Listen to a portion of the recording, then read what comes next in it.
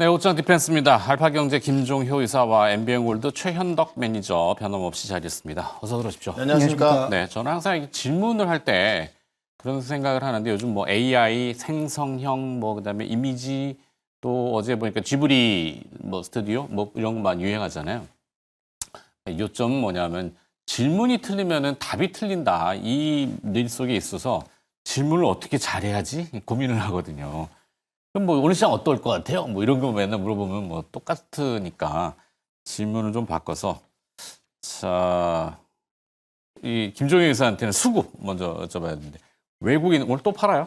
네. 아, 이놈의 외국인 진짜. 근데 어제도 말씀드렸지만 어제는 뭐 하락 포지션이 강했다라기보다는 약간 좀 비중을 줄이는 정도. 그다음에 파생 선포 쪽에서는 적극적으로 뭔가 아랫 방향을 잡기보다는 기존 포지션의 축소 정도였다면은 오늘은 아랫 방향이기는 한데 강도는 생각보다 그렇게 높지 않은. 그다음에 지금 현재 구간에서 뭐 일본도 약간 뭐 그런 양상이 있습니다만 우리 시장은 굉장히 빠르게 지금 낙폭을 줄여가고 있는 상황이죠. 외국인 현물 6,700억을 팔고 있고 그다음에 선물 쪽에서 지금 뭐 1,000계약 이상의 매도가 나타나고 있음에도 불구하고 꽤 강한 반등이 저점에서는 나타나고 있어서 자, 우리 시장에 이제 외국인들은 관세에 해당하는 그런 종목군들에 대해서는 일정 부분 비중을 좀 덜어내고 싶어하는 것 같기는 한데 네. 어제도 그러했지만 오늘도 매매 동영상에서 외국인들 나타나고 있는 것은 거기에 해당하지 않은 제약업종을 또 적극적으로 사는 모습을 보여주고 있다라는 점.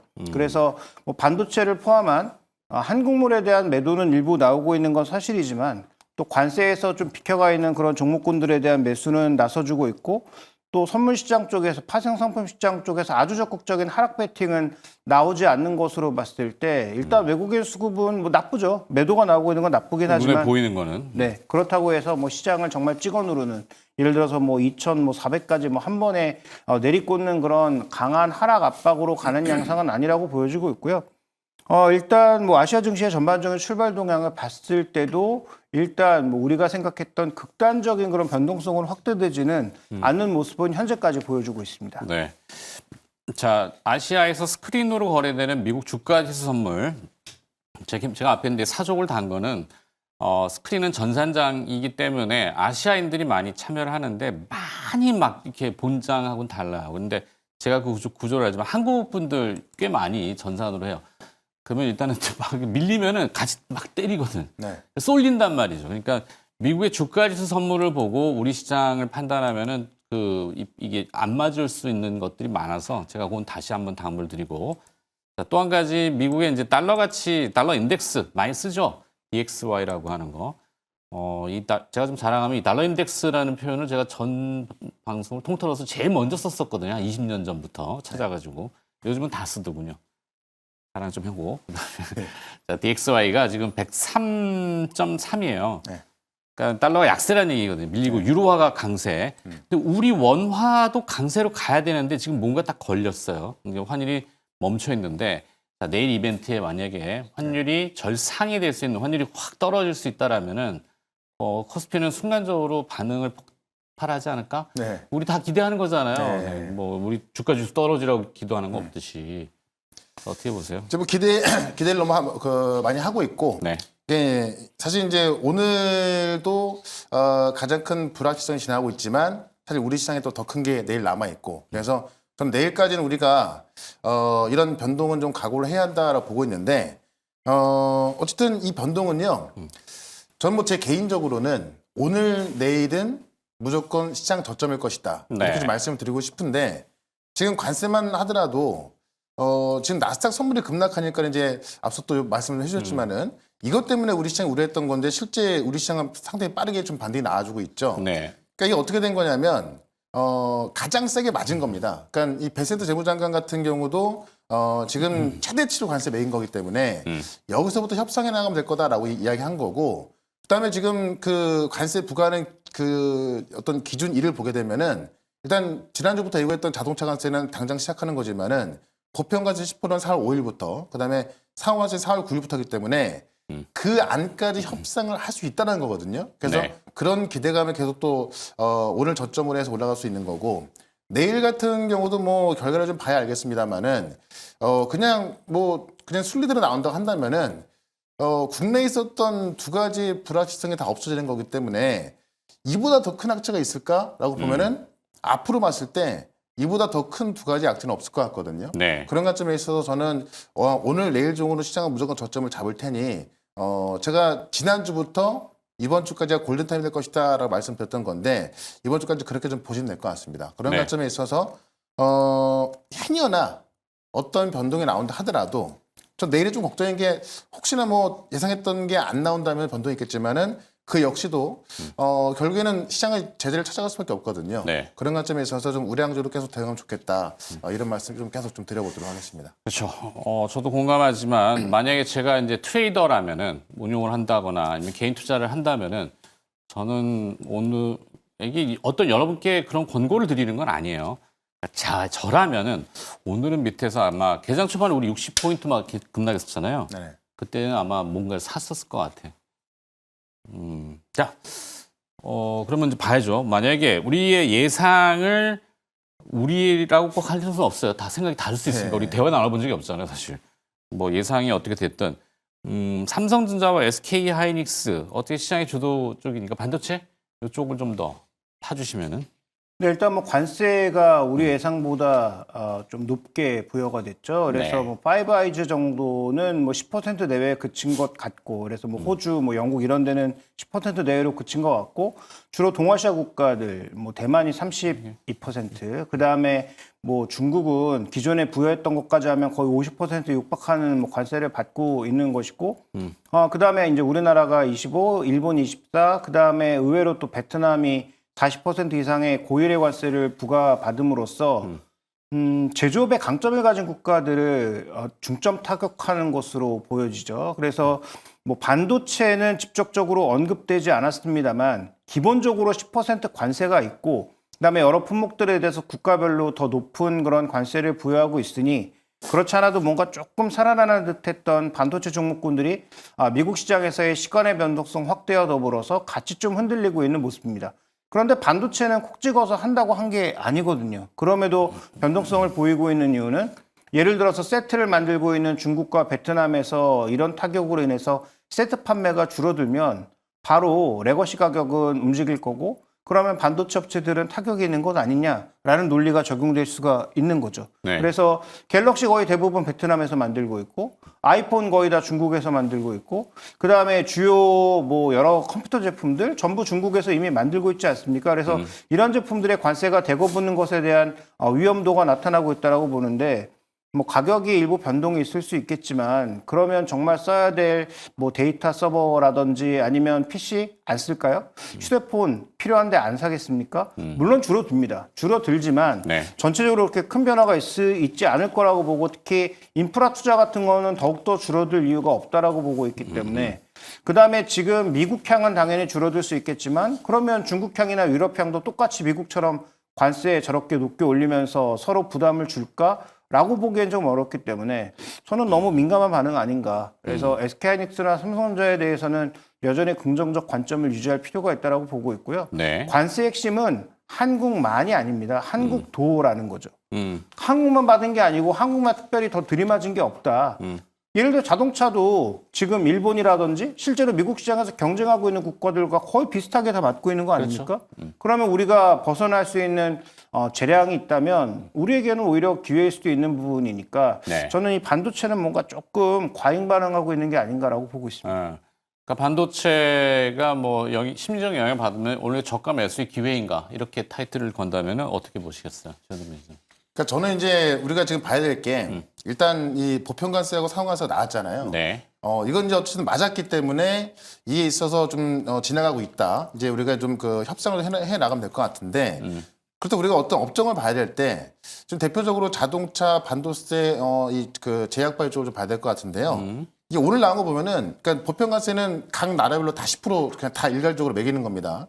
그러니까 100개가 나왔고 오죽하면 저 뭐 펭귄만 사는 나라까지도 10% 관세가 들어가더라. 뭐 네. 이렇게 나왔다 보니까 다 들어가는 거고 상호관세가 중국이 10% 정도로 예상했던 건데 34%가 나오다 보니까는 그런 부분에 놀랐던 건데 결국 보편과 상호는 다 나왔고 여기에 있어서 결국 그 트럼프가 제시했던 그 관세표를 보게 되면은 그게 이제 그 각 나라의 어떤 관세표가 아니라 숫자를 계산해 보면은 적자 규모거든요. 그러니까 그 적자 규모의 절반 되는 그 수치만큼 지금 관세 매긴 거기 때문에 그 부분에 있어서 어떻게 보면은 이제 그만큼 더 사주면 되는 거고 그런 부분은 협상에 들어갈 텐데 자동차나 반도체 이걸 따로 떼서 보게 되면은 자동차는 이제 25% 관세 나왔잖아요. 네. 그리고 이번 그 자동차 관세가 부과되는 것은 여기에 상호 관세가 추가되지 않는다라고 나와서 어떻게 보면 이제 좀 안도가 되는 겁니다만은 이미 확정된 거고 그 다음에 나올 게 이제 뭐 제약바이오나 반도체 쪽에서도 이제 어떤 그 한별 관세가 나올 것이다라고 보고 있는 건데 이건 아직 안 나왔단 말이죠. 그러니까 그런 부분 봤을 때 다른 쪽은 이미 때려 맞았고 또 재무장관이 더 이상 세게 그 최고치다라고 이제 인정했기 때문에 그러면 더 세게 맞을 게 없어요. 그러면 오히려 그쪽은 저점을 잡고 올라갈 수 있겠습니다만 자동차 나왔고 네. 반도체하고 제약바이오 아직 안 나온 거잖아요. 그럼 그쪽은 아직까지 매를 맞은 게 아니기 때문에 좀 불안감이 더 있다는 거죠. 그런 관점에 있어서 오늘 시장도 보시면은 삼성전자, 하이닉스 같은 경우는 빠진 상황에서 많이 못 올라오고 있고 오히려 이제 뭐 로봇이라든가 첨단 이 조선 방산 이쪽이 좀 더 세게 올라와주고 있고 그 다음에 이제 뒤를 이어가는 게 뭐 바이오 반도체 이런 정도의 어떤 반등이 나와주고 있는 거거든요. 그래서 우리가 업종별로 본다고 하면은 사실 지금 다 빠져 있어요. 다 빠져 있는데 결국 이런 관세가 부과되고 나서 그러면 어떤 악재가 확정되고 나서 어느 쪽이 먼저 반등이 들어갈 것이냐라고 봤을 때 저는 뭐 자동차 반도체 이쪽은 좀 늦게 올라가지 않을까. 아직도 좀 맞아야 될 매가 있기 때문에 다만 다른 쪽 원래 우리 시장을 주도했던 곳이 조선 방산이었고요. 여기에 이제 뭐 바이오도 있었고 그다음에 저기 첨단 로봇도 있었는데 오늘도 보면은 그런 쪽에서 반등이 가장 먼저 나와주고 있거든요. 네. 아마 이런 흐름이 그러니까 오늘 같은 어떤 그 업종 반등의 흐름이 계속 이어질 수 있기 때문에 오늘 시장을 좀 기준으로 삼고 아마 앞으로도 이런 쪽 본다고 하면은 아마 반등 시장에서 또 가장 큰 수익을 누릴 수 있을 것 같아요. 그런 관점에 있어서 오늘 반등하는 주도 중심으로 좀 보시면 좋을 것 같습니다. 네. 자, 플로우를 이렇게 상식적으로 죄송합니다. 목이 자꾸 가는데 흐름을 상식적으로 조금 상상해 보면은 트럼프를 입장이다. 그러면은 이제 관세를 매겼어. 그러면 수입 가격이 올라가고 설령 가격이 올라가도 고용도 막 증대시켜주고 이 인쇼링 해서 우리나라 미국 내에 공장 지어서 당신들의 고용이 증가하고 많이 벌면은 그뭐 조금 올라가는 가격을 상쇄시킬 수 있지 않을까? 이렇게도 얘기를 할 어필을 그 사람 스타일이면은 하지 않을까 하고 이 관세라는 것 때문에 본질이 덮여버리면 안 되잖아요. 반도체를 지금 이렇게 우리가 뜬구름 얘기처럼 하지만 사실 어제도 이제 지브리 스타일이라고 하는 그 프로필 사진을 전부 지금 막 교체하는 것처럼 생성형 이미지 시장은 지금 뭐 제가 메타의 그 모차 이게 영어로 돼 있어요. MOCHA 모차라는 그 메타의 프로젝트를 한번 봤는데 말로 내가 뭘 요구하거나 텍스트를 치면은 영상을 만들어줘요. 와, 이거 보면서 샘 알트만이 GPU가 녹는다라는 얘기를 했잖아요. 근데 뭐 제가 봤을 때는 반도체 확 불타오를 것 같긴 한데 어떻습니까? 근데 일단 지금 벌써 동영상 서비스 같은 경우에는 이미 되고 있죠. 이미 그렇죠. 서비스가 되고 있고 그다음에 그 서비스를 만들어주는 게 제가 알기로는 월간 뭐 크레딧이 뭐 30만 원 정도인가를 네. 사서 하면 전체 3D 렌더링을 하는 것 자체를 몇 기가 정도를 할 수가 있어서 이미 뭐 여러 가지 타이틀 제작이라든지 이런 것들을 실제로 쓰는 걸로 알고 있거든요. 그래서 뭐 그런 부분들 살펴봤을 때 말씀해 주셨던 것처럼 이쪽은 줄어들 만한 여지가 전혀 없다. 그래서 뭐 관세를 부여하던 말던. 그래서 지금 뭐 제약바이오라든지 이런 반도체에 관세를 하지 못하는 이유가 뭐겠습니까? 관세 부여하면 당장 트럼프 대통령이 해결할 수 있는 게 아무것도 없다. 미국 내에서 지금 만들어지는 일부가 있긴 하지만 미국이 만들 수 있는 능력도 없고 앞으로 능력을 가져올 수 있는 확률도 아직은 그렇게 높지가 않은 거죠. 네. 미국의 바이오 제약품 전부 누가 만들어주고 있습니까? 전부 유럽에서 로슈가 만들고 그다음에 우리나라 뭐 삼성바이오로직스 이런 데가 전부 만들어주고 있고 그다음에 상당수 우시바이오가 여전히 만들어주고 있지 않습니까? 그러니까 미국에 해결할 수 없는 부분에 대해서는 이번에 관세를 주지 못했단 말이죠. 그런데 지금 TSMC와 삼성전자가 정말 바보가 아니라면 최첨단 공정을 미국에 전부 올인해서 다 지어주고 한국이나 대만에는 하나도 안 짓는다? 말도 안 되는 얘기이고요. 적어도 같이 짓거나 동일 수준으로 만들어낼 가능성이 높다라는 거죠. 그러니까 미국의 예전에는 최첨단 공정은 안 가고 뭐 차선 공정까지만 조금 가져가는 양상이었다면 미국의 압박이 심해지면 우리나라에 3나노 지으면 미국에도 3나노 짓겠죠. 그렇지만 양은 동일하게 가져가거나 여전히 자국에 좀 더 우월하게 가져갈 가능성이 높다라고 보고 있고, 그다음에 뭐 대만 같은 경우에는 그걸 뺏기는 순간 대만을 지켜줄 이유가 전혀 없기 때문에 뭐 그런 관점에서 지금 오히려 더 기술의 장벽을 지키는 것은 나타날 수밖에 없고, 그럼 결론적으로는 뭐 반도체 쪽에 있어서는 저는 여전히 의심의 여지가 없다. 네. 그런 AI 생성형을 계속 만들려면 앞으로도 수요는 늘어난다라고 보고 있습니다. 아, 할 일 바쁜데 참. 자, HBM, 하이닉스 네. 어떻게? 네. 그렇죠. 일단 제가 풀면 얘기가 너무 많아져서 안 돼.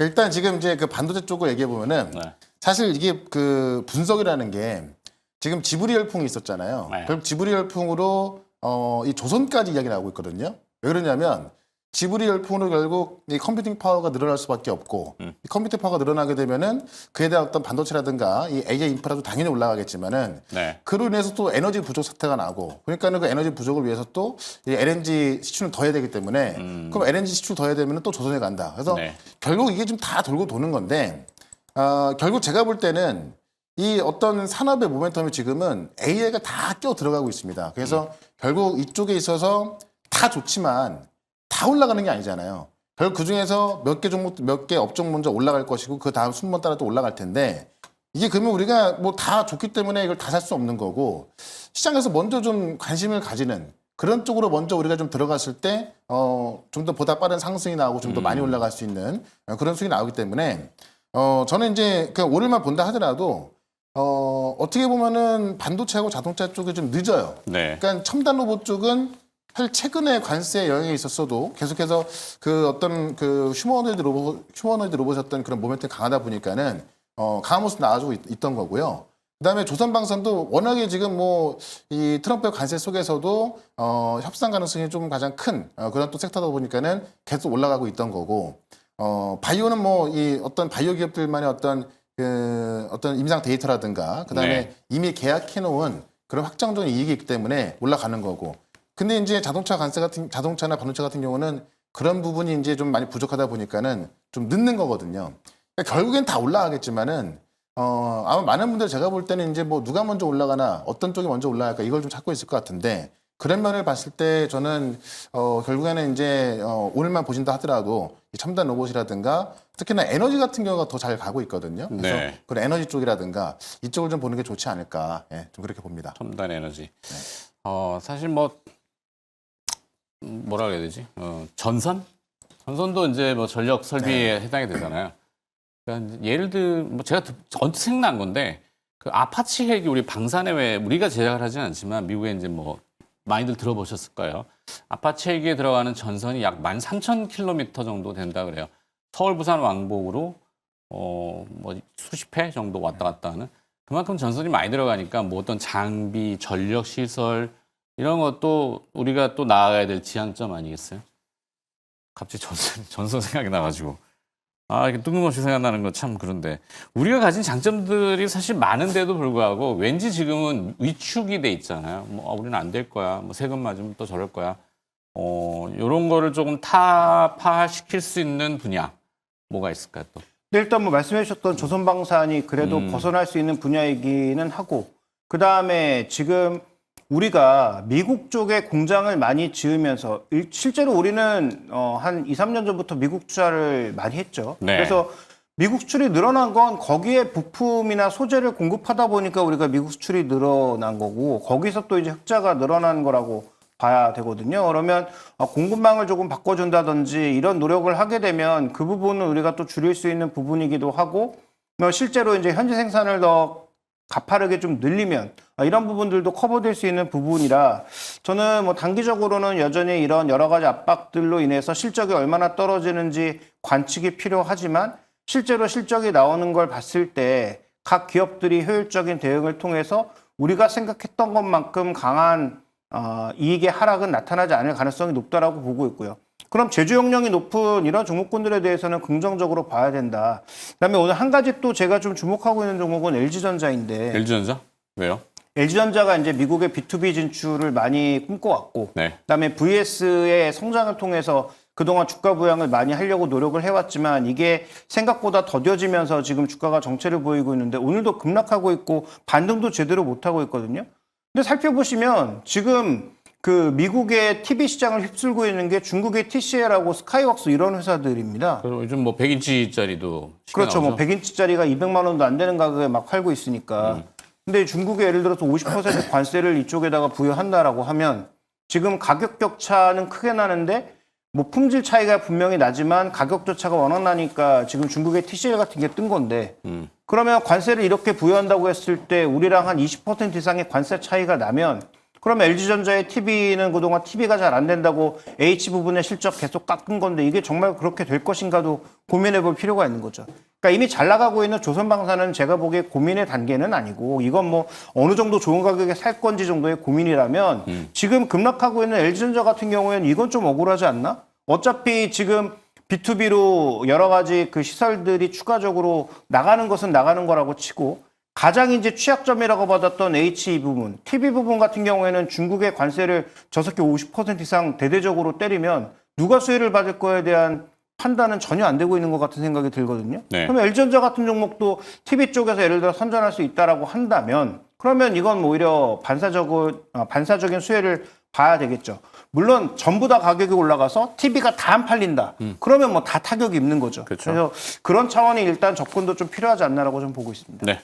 자, 최현태 매니저도 호장 전략 짧게 한번 멘트 주시고 그다음에 오늘 준비한 기업은 또 무슨?